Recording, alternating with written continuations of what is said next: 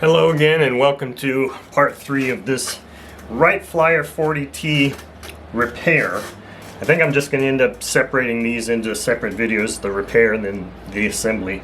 So I've got some different things on the table here today. I went out and I got some Titebond wood glue.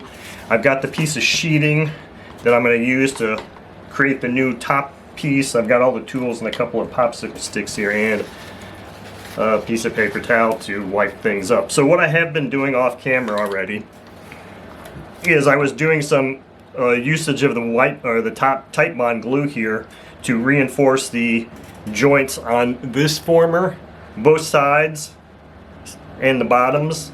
And since it's not related really to the repair, this is just one of the things I always did with ARFs, and it was never like I was a huge ARF person, but I had several before. I would always go through and hit all these other joints with glue also, just to reinforce them, because I just don't trust the glue in an ARF, and especially one that's as old as this. So what I think I'm going to do here real quick is I'm going to finish putting glue on this former here, and then we'll move on to cutting this sheeting, and I'll show you the techniques I'm going to use to cut this sheeting. So at least these popsicle sticks are going to help me a little bit here. And as I said in the last video, I like using gravity, especially when it comes to wood glue. So I try to angle this thing such that I can get a nice flow going down that joint with gravity. And since they're both kind of on the same side, I can do them both at the same time. And I just put a little squeeze there and then just let gravity do its thing and pull those down. Now I do see an area here that's going to require a little bit more glue. I'm going to try and just drop some glue here at the base so I can start smearing that around a little bit.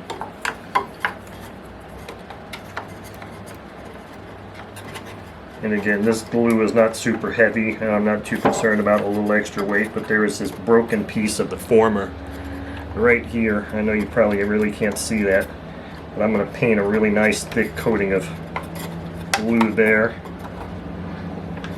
And I like to kind of use the curved contour of these popsicle sticks to make the fillet of glue. And as I hold it in my mouth, I'll do the back here real quick.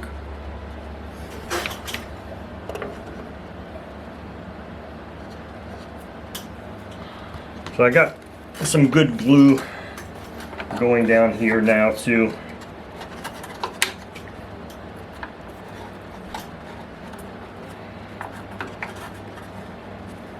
And this Titebond actually tacks up pretty quickly.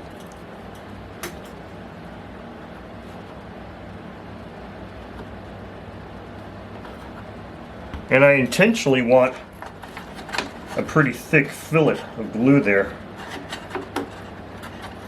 It's not like they say to, make it a tight joint. Well, you can do that. That's all well and good for tight fitting pieces, but this Titebond dries pretty hard. And when you've got a nice fillet there, it's all the more helpful in a situation like this. Okay, so I've got a whole glob of glue down here. I'm really hoping I'm not getting my head in the way, but I do need to get in there at times to look at things.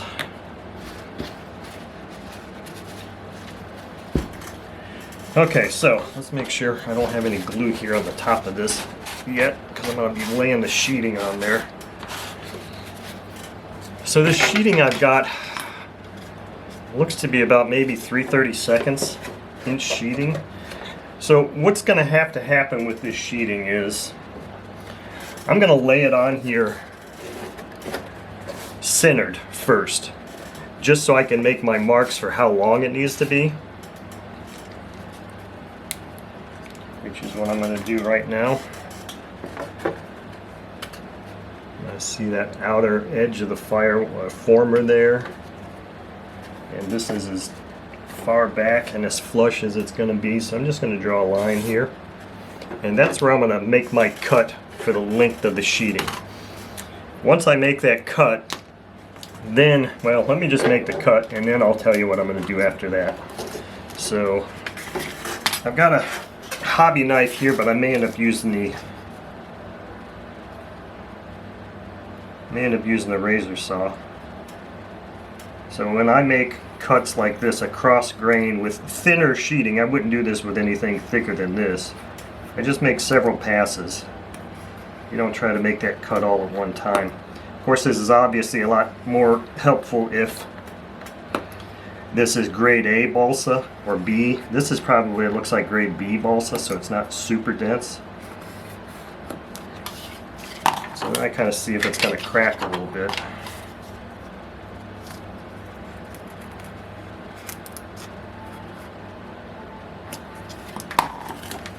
I can hear it starting to crack a little bit, so I'm just going to keep going through it again here one more time.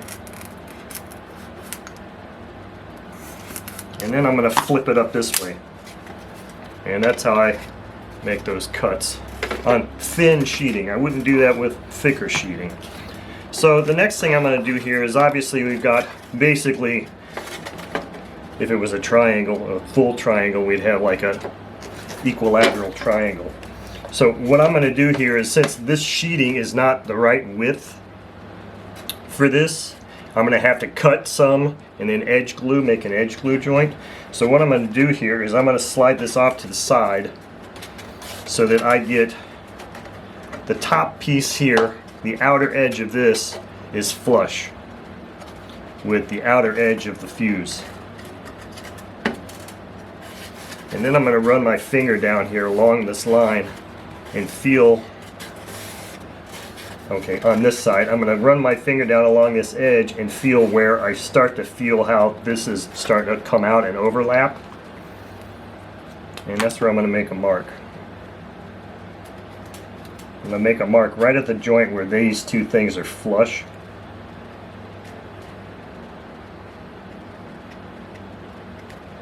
And then I'm going to make a mark down here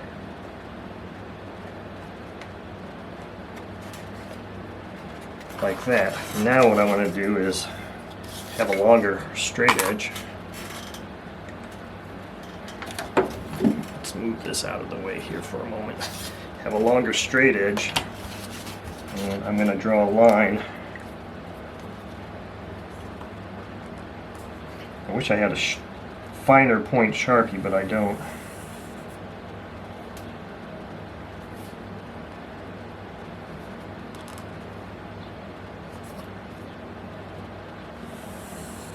And as long as I've got this straight edge there, I might as well just go ahead and make my cut. So now with this, I'm probably going to just start drawing it, and this will be a lot easier cut because I'm going with the grain. I'm just going to put my edge of my blade right up against the edge of this straight edge and just hold it there and just very lightly start drawing this down. Again, I'm not trying to do this in one pass, even though I'm going with the grain.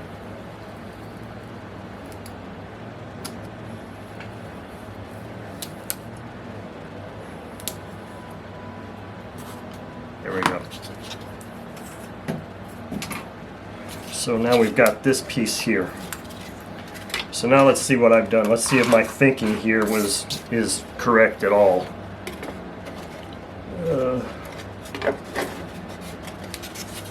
What was I thinking? What was I thinking when I did that? I think what I was thinking is that I'm gonna have to do it on both sides, because I'll end up edge gluing this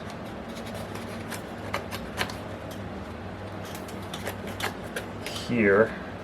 Yeah, see, I don't know if my thinking was quite right there. I think my thinking was right, but my execution may not have been exactly right. Let me put this thing back right where it was supposed to be on the edge. Oh wait. Yeah, I think what I need to do is I need to do that twice to cut this, make this lower section. So I think what was supposed to happen was that this was supposed to end up being flush with this, like here.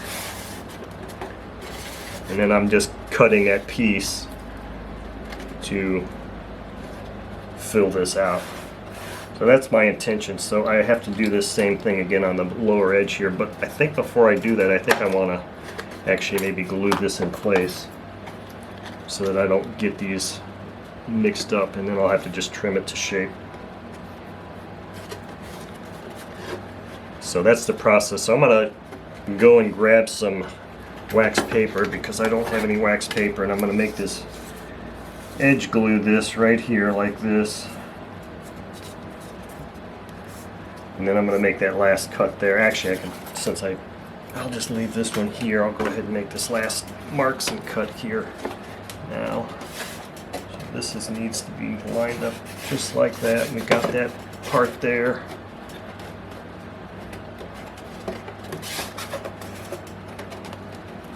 I guess what I'm trying to do here is, I don't know what the hell I'm trying to do here now. I guess I was trying to minimize sanding.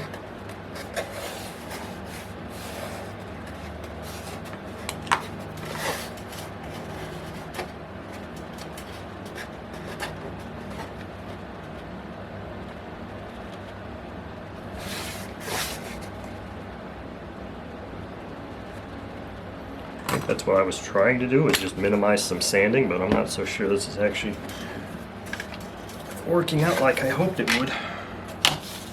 Actually, now that I look at this, I think this is more like grade B balsa.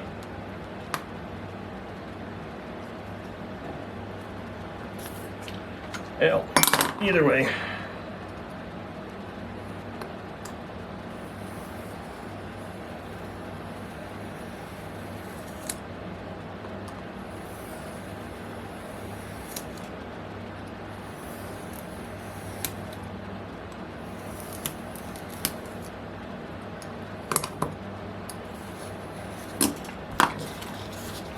So in theory, we should have a piece here that's pretty close, at least here at the base. Flip it over.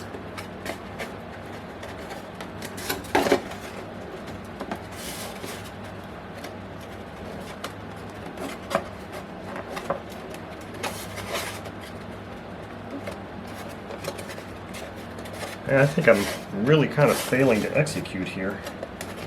In theory, this bottom piece should be really good, and this is looking pretty good here. This is alright. So now I just got to do some edge gluing here. Edge glue that, and it kind of looks like I'm foobarred up a little bit here too, so I may end up having to glue a little bit of sheeting back here too, and then just cut it again. So I kind of hosed up a little bit, but hey, you know what? That's all part of the fun. It's been a while since I've done some of this, and I did kind of screw up a little bit there. But we can fix it. Not a problem. So let me go get some wax paper. Okay, so I'm back here. I have no clue what I'm really doing apparently. So just stick here and watch what I'm doing and laugh and chuckle if you like. But posting comments as to what I should have done or could do after this is posted is irrelevant because it will be done by then. With that said, I went and got some wax paper, and I was going to do some edge gluing on the table here, and I'm thinking, well, why don't I just do it here? So I ended up breaking out some T-pins, and since I glued in those nice triangle stocks, I think what I want to do is put a T-pin in my mouth and talk that way. What I'm going to do here is just line up this piece here and pin it into place.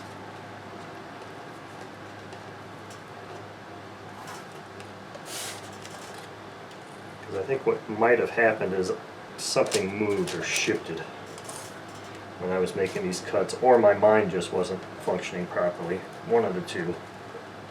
Could be both. So now what I'm going to do here is I've got my my medium CA again, and instead of just doing what I was thinking of doing, which is just doing this, what I'm going to do is kind of just put this up against here and slide this down until it feels better not feel right there because it's too short, until it feels like it's filling the area it needs to fill. Let's try with this one. We just need a triangle to fill this spot, is basically what it boils down to. Now there may be a little bit of edge sanding that needs to take place. That's fine. So once I feel that this feels right, and then I'll just put a little bead of glue there. That feels really good there, and then I cut this edge off there and be done with this whole top piece here. So let me,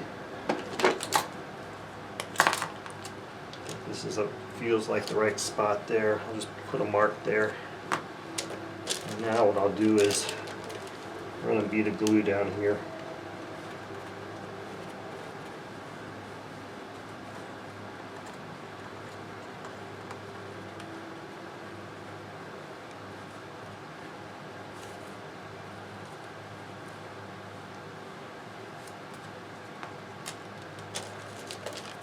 And just line it up here with that edge.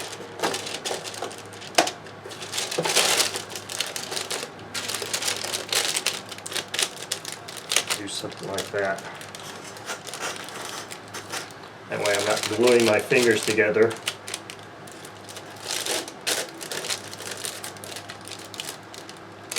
So I don't recall that I've ever done anything quite as silly as this before, but hey, it's called entertainment. It's for entertainment purposes only. There we go. That's kind of glued in place there. And this is not a structural piece, it's simply just a cover.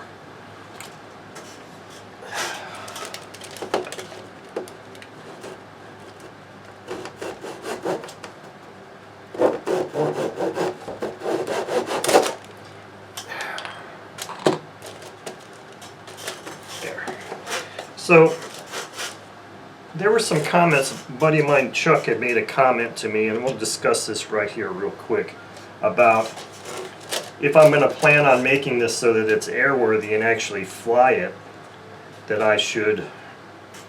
it would be best if I, instead of using the push-through dowels and rubber bands to hold the wing in place,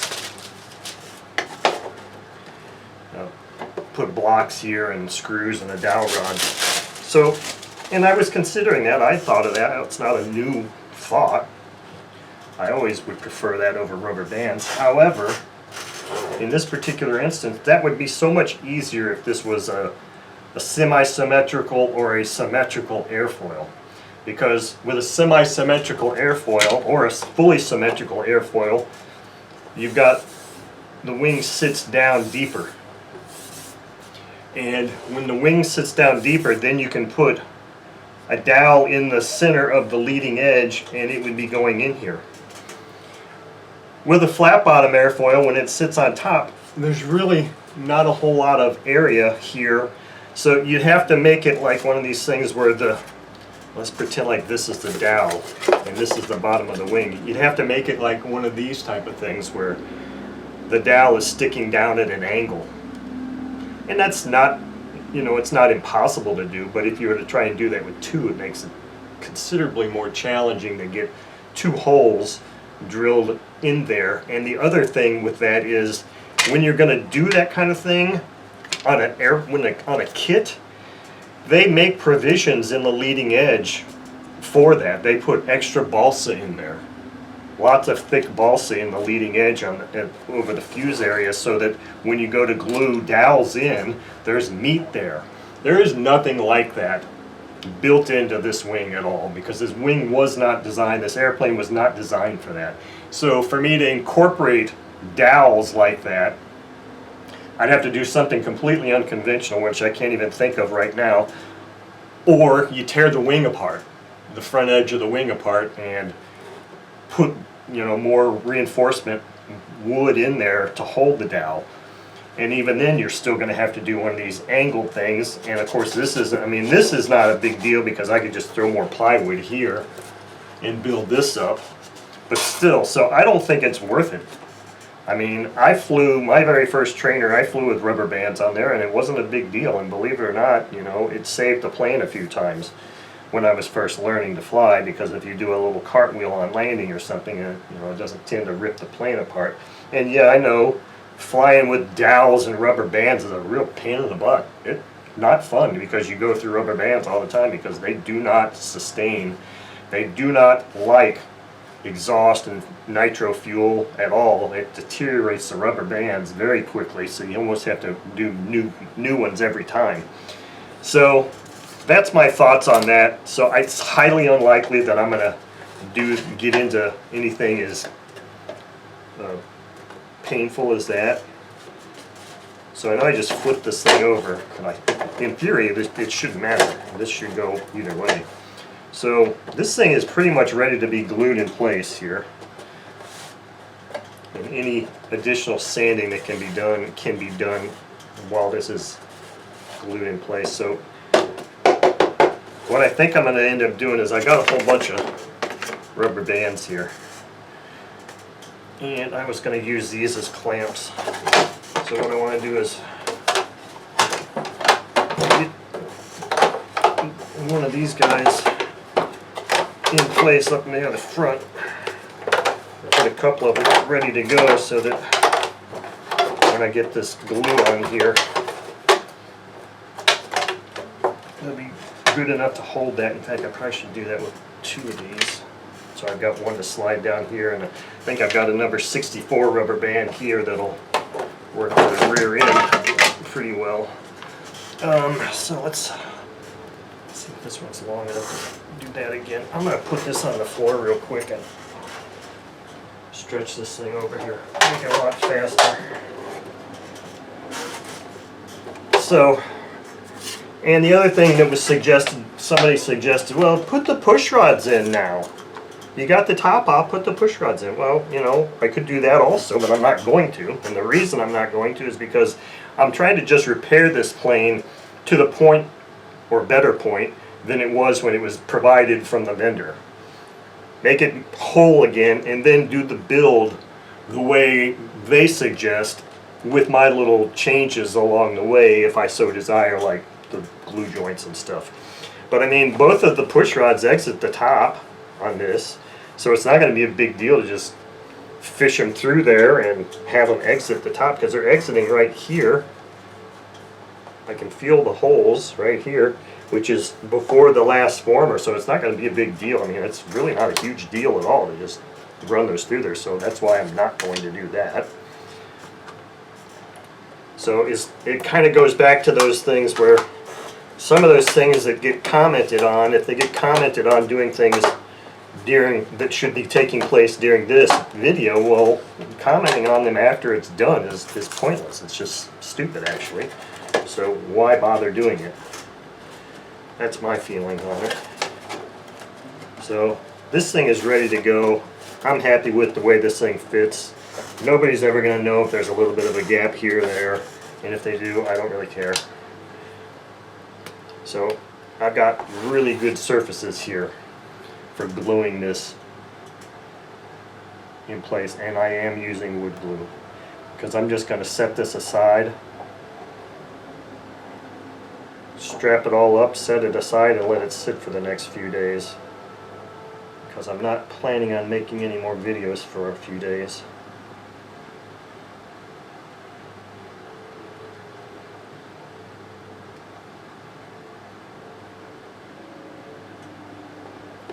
So there we go. These tips are much easier to clean.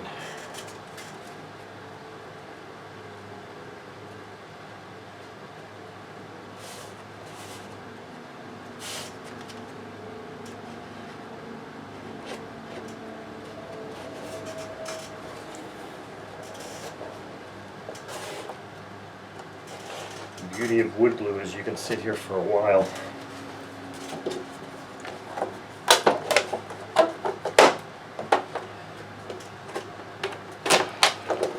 Repositioning and getting your clamps in place. And you don't have to worry about it setting up too fast.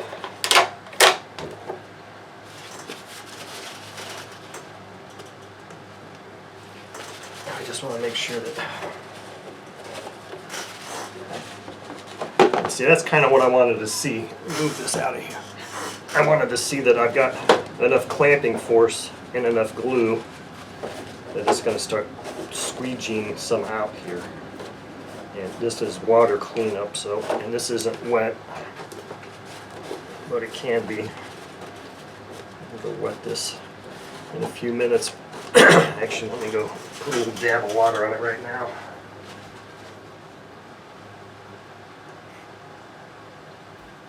All right.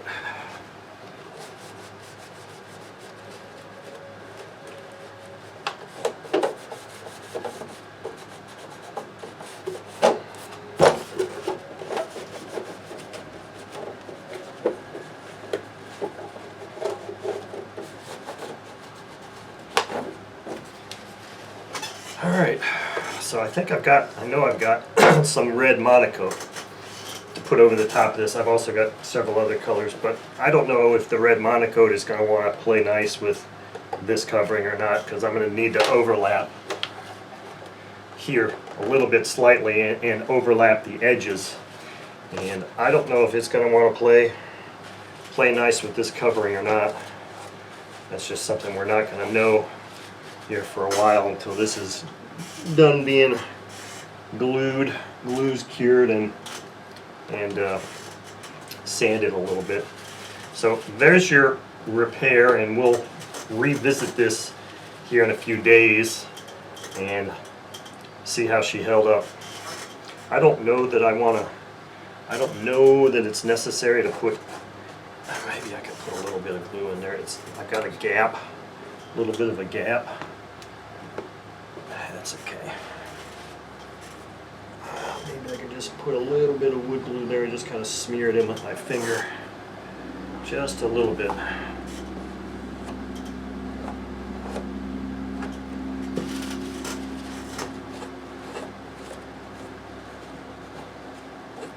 There. There we go. So there you go. There's part 3 of this Wright Flyer 40T repair.